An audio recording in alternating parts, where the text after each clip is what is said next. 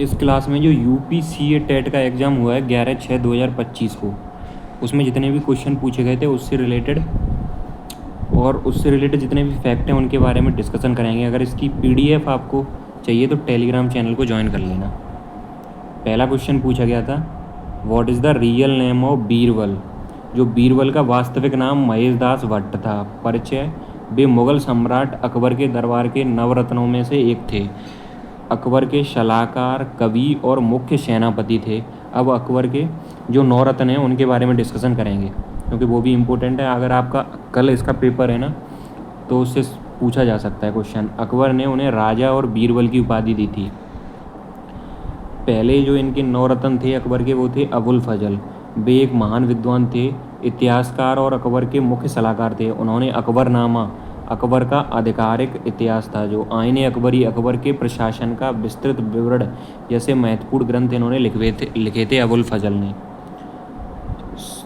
दूसरे थे फैजी। अबुल फजल के बड़े भाई फैजी एक उत्कृष्ट कवि और विद्वान थे। वे अकबर के दरबार के राजकवि थे। उन्होंने कई संस्कृत ग्रंथों का फारसी में अनुवाद किया, जिसमें महाभारत का अनुवाद भी शामिल है। नेक्स्ट थे तानसेन। वे एक अद्वितीय संगीतकार और गायक थे। उन्हें मियाँ तानसेन के नाम से भी जाना जाता है। बीरबल, जो कि क्वेश्चन भी पूछा गया था, बीरबल जिनका ओरिजिनल नेम महेश दास भट्ट थे, ये अकबर के सबसे भरोसेमंद और बुद्धिमान सलाहकारों में से एक थे। नेक्स्ट थे राजा टोडरमल। ये अकबर के वित्त मंत्री, दीवाने अशरफ, वित्त मंत्री को दीवाने अशरफ बोला जाता था, थे। और उन्होंने अकबर के राजस्व प्रणाली में सुधार किया, जिसे जब्ती या दहसाला प्रणाली के नाम से भी जाना जाता है। राजा मानसिंह जो थे, ये आमेर के राजा और अकबर के विश्वसनीय सेनापति थे। सातवें थे मुल्ला दो प्याजा।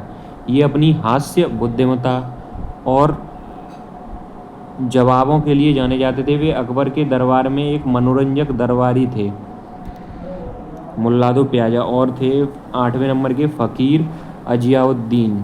ये एक सूफी संत और अकबर के धार्मिक सलाहकार थे। 9वें जो कि लास्ट थे अब्दुल रहीम खाने खाना। टोटल 9 ही अकबर के रतन थे, तभी तो नवरत्न बोला जाता था। ये एक प्रमुख कवि, विद्वान और अकबर के सेनापति थे। वे बैरम खान के पुत्र थे। अब्दुल रहीम खाना जो हैं बैरम खान के पुत्र थे। नेक्स्ट क्वेश्चन पूछा गया था, फतेहपुर सीकरी का निर्माण किसने करवाया था। अकबर ने करवाया था। यह 16वीं शताब्दी में मुगल साम्राज्य की राजधानी थी। इसमें बुलंद दरवाज़ा, सलीम चिश्ती का मकबरा, जोधाबाई का महल और अन्य महत्वपूर्ण संरचनाएं इसमें शामिल हैं। और कुछ जो इम्पोर्टेंट मॉन्यूमेंट हैं उन्हें किसने बनवाया, उनके बारे में भी दिया गया है, बिकॉज ये आपके कल वाले पेपर में पूछा जा सकता है इससे संबंधित क्वेश्चन। जैसे लाल किला दिल्ली का जो है मुग़ल बादशाह शाहजहाँ द्वारा बनवाया गया था। ताजमहल जो आगरा का है, मुग़ल बादशाह, ताजमहल आगरा में ही है, आगरा का क्या, मुग़ल बादशाह शाहजहाँ, यह अपनी पत्नी मुमताज़ महल की याद में बनवाया गया है और एक विश्व धरोहर स्थल है। कुतुब मीनार दिल्ली कुतुबुद्दीन ऐबक और इल्तुतमिश ने बनवाई थी ये। हवा महल जो जयपुर का है, महाराजा सवाई प्रताप सिंह, इसमें 953 जो छोटी खिड़कियाँ हैं ये इम्पोर्टेंट है, इसलिए ये हवा महल पूछा जाता है एग्जाम में। चार मीनार जो हैदराबाद में कुली कुतुब शाह द्वारा बनवाई गई थी। इंडिया गेट दिल्ली में ब्रिटिश सरकार, विशेषतः यह प्रथम विश्व युद्ध और अन्य युद्धों में शहीद हुए भारतीय सैनिकों की याद में बनवाया गया एक स्मारक था, इंडिया गेट। सांची का जो स्तूप है मध्य प्रदेश में मौर्य सम्राट अशोक द्वारा बनवाया गया था। नेक्स्ट क्वेश्चन पूछा गया था, which state is known as land of 5 river. 5 नदियों की ये जो भूमि है वो किस राज्य को जाना जाता है, तो पंजाब को जानते हैं। और इसमें जो 5 नदी हैं वो हैं सतलुज, सतलुज का पुराना नाम है सतुद्री, ये भी याद रखना। ब्यास का बिपाशा, रावी का पुरुषणी, चिनाब का अस्किनी, झेलम का बितिस्ता। तो ये 5 नदी हैं जिसके कारण पंजाब को लैंड ऑफ 5 रिवर बोला जाता है। और कुछ इम्पोर्टेंट जो स्टेट हैं और उनके जो उपनाम है वो भी याद कर लेना, बिकॉज ये अगर क्वेश्चन आया है तो अगली शिफ्टों में इससे रिलेटेड क्वेश्चन पूछा जा सकता है। जैसे जम्मू कश्मीर को भारत का स्विट्जरलैंड या पृथ्वी पर स्वर्ग बोलते हैं इसे, प्राकृतिक सुंदरता के लिए। केरल मसालों का बगीचा, मसालों के उत्पादन के लिए। मध्य प्रदेश सोयाबीन उत्पादन के लिए। भारत का टाइगर राज्य, बिकॉज यहाँ पे बाघों की जो अधिक संख्या के कारण इसे भारत का टाइगर राज्य बोला जाता है मध्य प्रदेश को। राजस्थान राजाओं की भूमि, अपने समृद्ध इतिहास किलों और महलों के लिए। और गुलाबी शहर किसे बोला जाता है? जयपुर को बोला जाता है गुलाबी शहर। उत्तर प्रदेश में भारत का अन्न भंडार गेहूं और अन्य फसलों के उत्पादन के लिए नवाबों का शहर लखनऊ को बोला जाता है। Karnataka silicon valley of India Bengaluru को बोला जाता है आईटी उद्योग के कारण। Garden city of India Bengaluru के लिए गार्डन सिटी ऑफ इंडिया भी बेंगलुरु को बोला जाता है। सिलिकॉन वैली ऑफ इंडिया भी बेंगलुरु को बोला जाता है। महाराष्ट्र भारत की वित्तीय राजधानी बोली जाती है मुंबई के कारण। पश्चिम बंगाल मिठाई का घर आनंद का शहर कोलकाता के लिए। असम भारत का चाय का शहर चाय उत्पादन के लिए।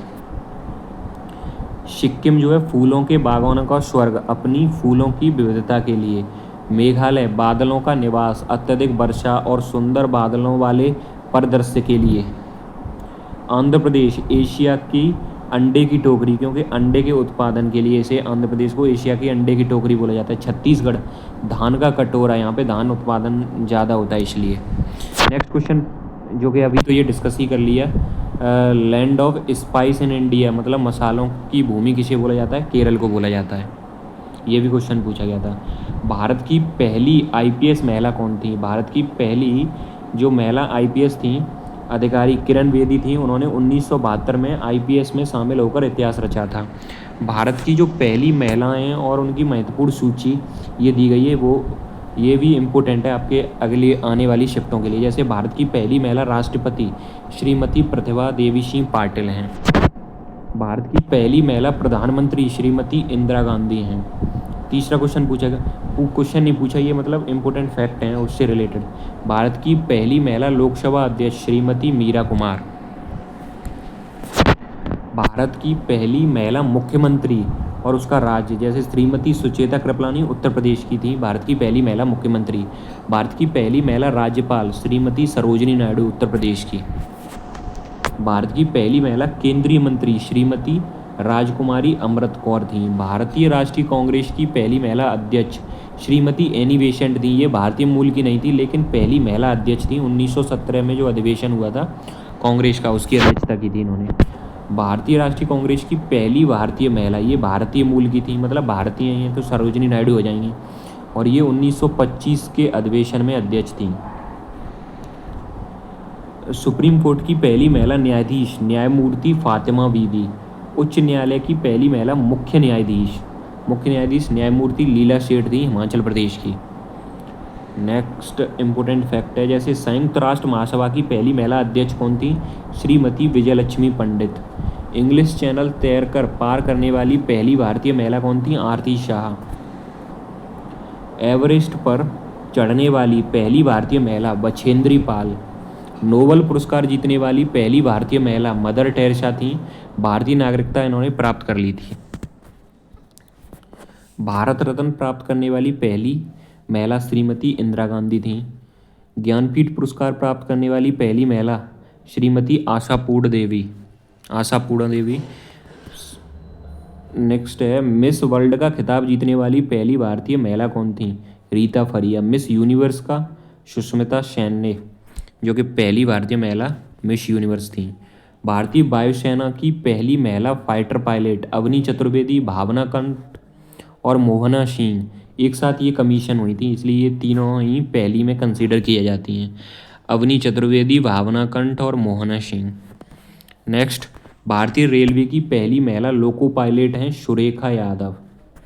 नेक्स्ट क्वेश्चन पूछा गया था जनक से संबंधित सिनेमा का जनक किसे कहा जाता है? सिनेमा का जनक जो भारतीय सिनेमा है उनके जनक दादा साहेब फाल्के को बोला जाता है क्योंकि इन्होंने 1913 में भारत की पहली पूर्ण लंबाई वाली फीचर फिल्म राजा हरिश्चंद्र बनाई थी। यदि विश्व की बात करें मतलब वर्ल्ड लेवल पे तो जो अगस्त्य एंड लुमियर ब्रदर्स हैं को अक्सर सिनेमा की शुरुआत या अग्रदूत या जनक के रूप में जाना जाता है क्योंकि उन्होंने 1895 में अपनी पहली सार्वजनिक फिल्म स्क्रीनिंग आयोजित की थी। और कुछ जो इम्पोर्टेंट व्यक्ति हैं और उनके विभिन्न क्षेत्रों के जनक या संस्थापक की लिस्ट दी गई है बिकॉज यहाँ पे जनक पूछा गया है जैसे सिनेमा का तो आगे भी किसी न किसी का जनक पूछा जा सकता है। या फिर जैसे भारतीय सिनेमा के जनक तो अभी डिस्कस कर लिए दादा साहेब फाल्के। भारतीय राष्ट्रवाद के जनक राजा राममोहन राय। भारतीय पुनर्जागरण का जनक भी राजा राममोहन राय को राजा की उपाधि इन्होंने किसके द्वारा दी गई थी इन्हें कमेंट सेक्शन में बताना, ये भी इम्पोर्टेंट ही है। भारतीय परमाणु कार्यक्रम के जनक होमी जे भाभा को बोला जाता है। भारत में हरित क्रांति के जनक एम.एस. स्वामीनाथन को बोला जाता है। और विश्व में कौन है हरित क्रांति के जनक, कमेंट सेक्शन में बताना। भारत में श्वेत क्रांति या दुग्ध क्रांति के जनक वर्गीज कुरियन थे। भारतीय संविधान के जनक डॉक्टर वी.आर. अम्बेडकर साहब हैं। भारतीय अंतरिक्ष कार्यक्रम के जनक विक्रम साराभाई। भारतीय अर्थशास्त्र के जनक दादा भाई नौरोजी अनौपचारिक रूप से। भारतीय सिविल सेवा के जनक लॉर्ड कॉर्नवालिस, भारत में ब्रिटिश सिविल सेवा के संदर्भ में, मतलब इन्होंने एग्जाम कराना शुरू किया था। भारतीय सिविल सेवा के जनक लॉर्ड कॉर्नवालिस। भारतीय पत्रकारिता के जनक जेम्स ऑगस्टस हिक्की, भारत में आधुनिक पत्रकारिता की शुरुआत करने वाले थे ये। भारतीय रेलवे के जनक लॉर्ड डलहौजी को बोला जाता है। भारत में स्थानीय सुशासन के जनक लॉर्ड रिपन को बोला जाता है। भारतीय सांख्यिकी के जनक प्रशांत चंद्र महालनोबिस को बोला जाता है। आयुर्वेद के जनक महर्षि चरक को बोला जाता है। योग के जनक महर्षि पतंजलि को। भारत में हरित क्रांति के जनक, अभी ऊपर डिस्कस कर लिए, ये भी क्वेश्चन भी पूछा गया था। हरित क्रांति जनक से संबंधित क्वेश्चन पूछा गया है तो आगे वाली शिफ्टों में भी पूछा जा सकता है, इसलिए मैंने ये इतने आपको इम्पोर्टेंट जनक बता दिए। भारत में हरित क्रांति के जनक कौन थे, एम.एस. स्वामीनाथन। नेक्स्ट क्वेश्चन है, संविधान सभा ने संविधान को कब अपनाया था, 26 नवंबर 1949 को। ये पूर्ण रूप से कब अपनाया गया था, कमेंट सेक्शन में बताना इसका आंसर। क्रिकेट के भगवान किसे कहा जाता है, सचिन तेंदुलकर को। तो अब यहाँ पे भगवान पूछ लिया किसे कहा जाता है, ऐसे ही कुछ इंपॉर्टेंट उपनाम पूछे जा सकते हैं महत्वपूर्ण हस्तियों के, तो वो भी ये लिस्ट दी गई है। जैसे महात्मा गांधी को बापू या राष्ट्रपिता बोला जाता है। सरदार वल्लभ भाई पटेल को लौह पुरुष या आयरन मैन ऑफ इंडिया बोला जाता है। जवाहरलाल नेहरू को चाचा नेहरू या पंडित जी बोला जाता है। सुभाष चंद्र बोस को नेताजी बोला जाता है। लाला लाजपत राय को पंजाब केसरी। बाल गंगाधर तिलक को लोकमान्य। रविंद्रनाथ टैगोर को गुरुदेव या विश्वकवि। इन्हें 1913 में नोबेल प्राइज़ भी मिला था रविंद्रनाथ टैगोर को। भगत सिंह उपनाम शहीद आजम। खान अब्दुल गफ्फार खान, जिन्हें सीमांत गांधी या बादशाह खान बोला जाता है। मदर टेरेसा का उपनाम है निर्मल हृदय। कपिल देव हरियाणा हरिकेन बोले जाते हैं कपिल देव को। मेजर ध्यानचंद हॉकी का जादूगर। पी.टी. उषा उड़न परी या प्योली एक्सप्रेस बोला जाता है। जयप्रकाश नारायण का उपनाम है लोकनायक। टीपू सुल्तान को मैसूर का शेर बोला जाता है। चक्रवर्ती राजगोपालचारी का उपनाम है राजा जी। मदन मोहन मालवीय को महामना बोला जाता है। शहीद खुदीराम बोस को शहीद बोला जाता है। आशुतोष मुखर्जी को बंगाल केसरी बोला जाता है। अटल बिहारी वाजपेयी का उपनाम भारत रत्न। हालांकि भारत रत्न एक सम्मान है, लेकिन लोग अक्सर इसे उनके नाम से के साथ जोड़ते हैं। नेक्स्ट क्वेश्चन देखो, पूछ लिया फादर ऑफ नेशन, पूछ लिया मैंने पहले ही वो लिस्ट में बता दिया कि कौन थे, गांधी जी। भारत का राष्ट्रीय पक्षी मोर। अब भारत के जितने भी नेशनल प्रतीक हैं, भारत के महत्वपूर्ण राष्ट्रीय प्रतीक, उनके बारे में डिस्कशन किया गया। जैसे पहले राष्ट्रीय ध्वज कौन सा है अपना, तिरंगा है। विशेषता इसमें 3 क्षैतिज पट्टियाँ होती हैं, हॉरिजेंटल पट्टियाँ होती हैं। सबसे ऊपर केसरिया, बीच में सफ़ेद, सबसे नीचे हरा। सफ़ेद पट्टी के केंद्र में 24 तीलियाँ वाला गहरे नीले रंग का अशोक चक्र है। इसके डिजाइनर पिंगली वेंकैया थे। नेक्स्ट क्वेश्चन पूछा गया, नेक्स्ट क्वेश्चन ही नेक्स्ट फैक्ट है। जैसे राष्ट्रीय गान जनगण मन है अपना, रचयिता रविंद्रनाथ टैगोर हैं, यह भारत की संप्रभुता और एकता का प्रतीक है। राष्ट्रीय गीत वंदे मातरम है, रचयिता बंकिम चंद्र चटर्जी। मैं तो यह देशभक्ति और मातृभूमि के प्रति प्रेम का प्रतीक है। राष्ट्रीय प्रतीक नेशनल एम्बलम प्रतिकृत जो इसका है सारनाथ स्थित अशोक के सिंह स्तंभ की अनुकृति से लिया गया है। नीचे लिखा आदर्श वाक्य सत्यमेव जयते, जिसका अर्थ होता है सत्य की ही विजय होती है। राष्ट्रीय पशु क्या है, बाघ। रॉयल बंगाल टाइगर में तो यह शक्ति, दृढ़ता और गौरव का प्रतीक है। राष्ट्रीय पक्षी नेशनल बर्ड मोर। मैं तो यह सुंदरता, अनुग्रह और शांति का प्रतीक। राष्ट्रीय पक्षी तो अभी पूछा ही गया था, मोर क्वेश्चन में। नेक्स्ट है राष्ट्रीय पुष्प कमल है अपना। यह पवित्रता, समृद्धि और ज्ञान का प्रतीक है। प्रतीक इतना इंपॉर्टेंट नहीं है, बट इतना याद रखना जैसे राष्ट्रीय पुष्प कमल है। राष्ट्रीय वृक्ष बरगद है। यह अमरता और दीर्घायु का प्रतीक है। राष्ट्रीय नदी गंगा है। यह भारत की सबसे पवित्र और सबसे लंबी नदी है। 2525 किलोमीटर इसकी लंबाई है। राष्ट्रीय जो जलीय जीव है वो है गंगा डॉल्फिन। यह स्वच्छ जल का सूचक है और इसकी उपस्थिति नदी की पारिस्थितिकी तंत्र को की स्वास्थ्य को दर्शाती है। राष्ट्रीय फल क्या है अपना? आम है। इसे फलों का राजा कहा जाता है और यह भारत में व्यापक रूप से उगाया जाता है। नेक्स्ट है राष्ट्रीय पंचांग या कैलेंडर शक संवत है, जो कि 22 मार्च 1957 को अपनाया गया था। राष्ट्रीय मुद्रा का जो प्रतीक है अपना, ये जो रुपए पे ऐसा वाला जो सिंबल होता है, ये डी उदय कुमार द्वारा दिया गया था और 2010 में इसे अपनाया गया था। इंसुलिन किसके द्वारा सीक्रिएट होता है? Secreted by. इंसुलिन हार्मोन का स्राव जो है अग्नाशय या पैनक्रियाज में स्थित लैंगरहंस द्वीप की बीटा कोशिका द्वारा स्रावित होता है। इसका कार्य क्या होता है? यह रक्त में जो ग्लूकोज होता है के स्तर को कंट्रोल करता है। यह ग्लूकोज को कोशिकाओं में प्रवेश करने में मदद करता है ताकि उसका उपयोग ऊर्जा के लिए किया जा सके। यह अतिरिक्त जो ग्लूकोज को यकृत या मांसपेशियों में ग्लाइकोजन के रूप में स्टोर करके रखता है। इसकी कमी से जो डायबिटीज़ मेलिटस रोग होता है। इम्पोर्टेंट जो फैक्ट हैं, मतलब और जो हार्मोन कहाँ से सेक्रेट होते हैं और उनका फंक्शन क्या है, वो भी इसमें बता दिया, बिकॉज आगे वाली शिफ्टों में इससे क्वेश्चन पूछा जा सकता है। हार्मोन जैसे ग्लूकागोन हार्मोन स्राव का इसका स्रोत है अग्नाशय लैंगरहंस द्वीप की अल्फा सेल। जैसे कि बीटा सेल से अभी आपका इंसुलिन निकल रहा था, यहाँ से अल्फा बीटा और गामा ही है मे बी, जो कि अग्नाशय या जो पैनक्रियाज है उसकी 3 कोशिकाएँ हैं, वहाँ से आपके हार्मोन निकलते हैं। जैसे अल्फा कोशिका से निकल गया ग्लूकागोन, बीटा सेल से निकलता है आपका इंसुलिन। और इसका जो ग्लूकागोन का कार्य क्या होता है? यह रक्त में ग्लूकोज के स्तर को बढ़ाता है। इंसुलिन के ये विपरीत कार्य करता है। यह यकृत में जो मतलब स्टोर होता है ग्लाइकोजन को ग्लूकोज में परिवर्तित करने की उत्तेजित करता है। अब आपका जो हार्मोन है थायरॉक्सिन, इसका जो स्राव होता है थायराइड ग्रंथि से होता है। इसका कार्य है शरीर की उपापाचय या मेटाबॉलिज्म जो होती है, मतलब जो बड़े, जैसे आप खाना खाते हो तो बड़ा जो वाइट है वो उसे छोटे छोटे में तोड़ना, वो मेटाबॉलिज्म कहलाता है। दर को नियंत्रित करता है, जिसमें कार्बोहाइड्रेट, वसा, प्रोटीन का उपापाचय शामिल है। यह शारीरिक और मानसिक विकास के लिए भी महत्वपूर्ण होता है। नेक्स्ट है आपका एड्रेनलिन हार्मोन। यह अधिक व्यक्त जो ग्रंथि होती है एड्रेनल ग्लैंड का मेडुला भाग से निकलता है। इसे लड़ो या भागो फाइट और फ्लाइट हार्मोन कहा जाता है। यह तनाव या खतरे की स्थिति में स्रावित होता है, जिसमें हृदय गति बढ़ती है और रक्तचाप बढ़ता है और शरीर ऊर्जा के लिए तैयार होता है। हार्मोन जैसे एक वृद्धि हार्मोन है ग्रोथ हार्मोन, इसका पीयूष ग्रंथि या जो पिट्यूटरी ग्लैंड है उससे स्राव होता है। यह शरीर की वृद्धि और विकास को नियंत्रित करता है, विशेष रूप से हड्डियों और मांसपेशियों के विकास को।